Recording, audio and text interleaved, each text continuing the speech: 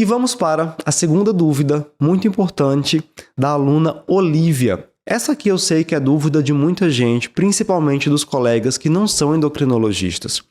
A Olivia pergunta: quais classes de antidiabéticos precisam ser interrompidas quando o paciente vai iniciar insulinoterapia basal bolus? Então, por exemplo, um paciente com diabetes mellitus tipo 2 que está utilizando alguns antidiabéticos orais, metformina, empagliflozina, está também ali com insulina basal, glargina ou NPH e vai precisar iniciar a insulina prandial nas principais refeições, ou seja, vai passar a utilizar o famoso esquema basal bolus.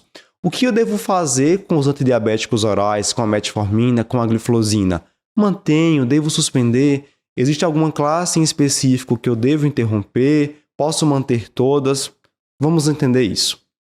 De modo geral, a Associação Americana de Diabetes recomenda que a gente mantenha a terapia não insulínica, mesmo quando o paciente vai necessitar de uma intensificação. Por quê?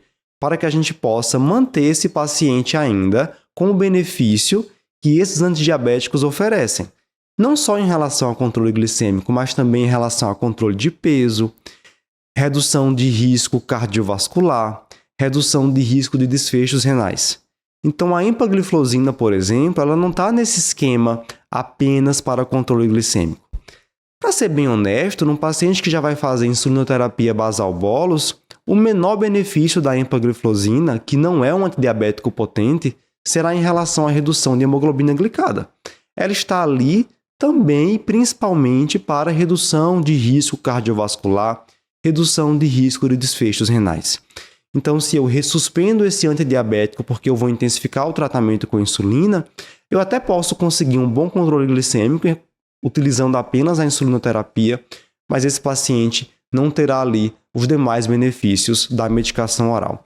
E o mesmo vale para a metformina, e o mesmo vale, por exemplo, para pacientes que fazem uso de agonistas de receptor de GLP-1 concomitantemente ao tratamento com insulina.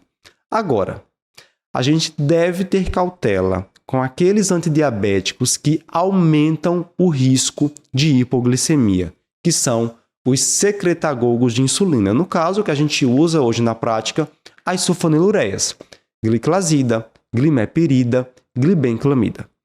Não existe uma regra bem estabelecida. O que a ADA recomenda é que a gente considere interromper quando intensifica o tratamento com a insulina.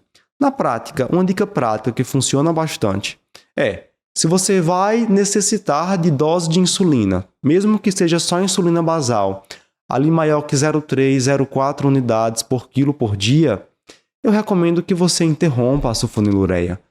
Porque, além da questão do ganho de peso que ela promove, que vai ser somado ao ganho de peso da insulina, a gente terá aí um risco maior de hipoglicemia.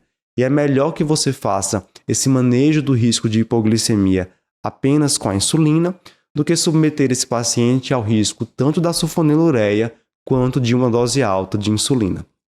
Para pacientes que fazem uso de insulina NPH, uma outra dica prática é suspender a sulfonilureia naquele momento em que você passa a utilizar a NPH 2 vezes ao dia. O paciente necessitou aumentar a dose e você vai colocar agora 2/3 da dose da NPH pela manhã e 1/3 à noite. Então, uma boa sugestão é nesse momento em que você vai fracionar a dose para manhã e noite, aproveitar e retirar a sulfonilureia. Mas outras classes de antidiabéticos, metformina, inibidores do SGLT2, agonistas de receptor do GLP-1, podem e devem ser mantidos, não só para poupar dose de insulina, mas também para manter os demais benefícios.